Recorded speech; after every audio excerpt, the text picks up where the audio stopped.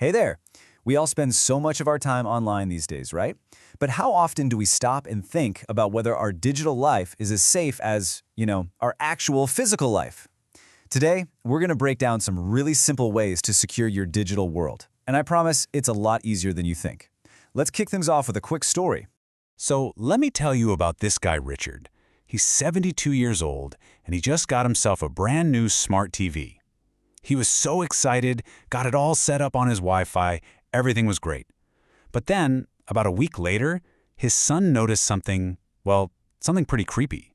Someone had managed to get into Richard's network, and they had gotten access to his TV's camera. Yeah, just like that, a total stranger could see right into his living room. The crazy part? Richard didn't even know the TV had a camera, let alone that someone could be watching through it. It's a really jarring thought, isn't it? It takes this vague idea of online risk and puts it smack dab in the middle of your home. So what exactly went wrong with Richard's new TV? And more importantly, what can we all learn from what happened to him? Let's dig into that with our first big idea. Okay, for just a second, I want you to picture the front door of your house. It's probably pretty solid, right? It's got a good, sturdy lock, and you feel safe behind it because you are the one who decides who gets a key. It's a sense of security we all totally get. But what if that wasn't true? What if there were thousands of copies of your house key just floating around out there? Maybe the company that made the lock used the exact same key for every single lock they ever sold. You'd lose that feeling of security pretty quick, wouldn't you? Because at that point, yeah, literally anyone could just grab one of those keys and walk right into your house. And believe it or not, this is exactly what happens when a device, like Richard's TV, is connected to the internet with a default out-of-the-box password that was never changed. That password is the key that everybody has. This whole situation brings us to a term you might hear, an untrusted network. It sounds all technical, but it's actually a really simple idea. It just means that when you're on the internet, you have to assume that not everyone is a good guy. You need to take precautions, kind of like you'd lock your car doors or keep an eye on your purse in a huge, crowded city. All right, so if the internet is this big, untrusted place, what does that mean for us in our own homes? Well, it means we need to talk about probably the most important concept for your online safety, what I call your digital front door. And here's the absolute key takeaway. Every single device you own that connects to the internet, every single one is a digital front door. Each one is a potential way for a criminal to get inside your network and into your life. I mean, just think about how many of these digital doors we all have. Your phone, your computer, your smart TV, that video doorbell, your Alexa, even things like baby monitors. Each one is another potential entry point. And way too often, we just leave these digital doors and windows wide open without ever realizing it. You know, to really get why this all matters so much more today, we have to face a simple fact. The world we live in, this new digital neighborhood, has completely changed from what it used to be. Think back to how neighborhoods used to feel.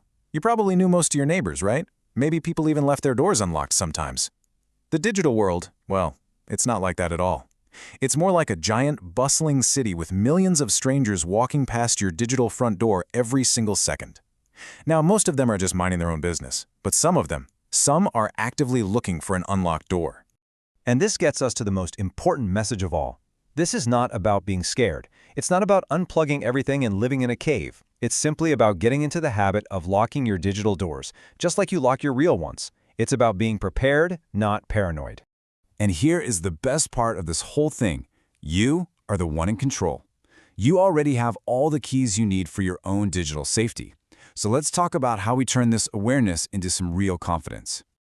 I really want you to let this quote sink in because it is 100% true. You do not need to be some kind of tech wizard to be safe online.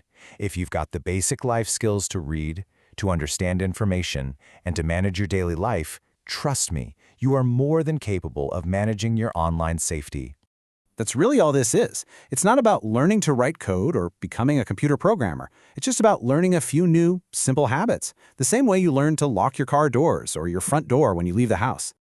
So, with that new way of thinking, let's totally reframe how we look at technology. Instead of coming at it with fear, we can move forward with a whole new mindset, driving with confidence.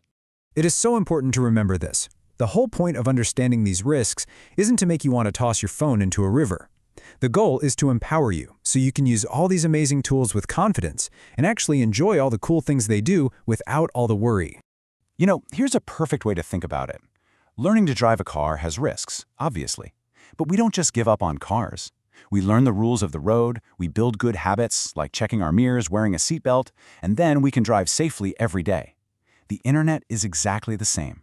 Good habits make it safe.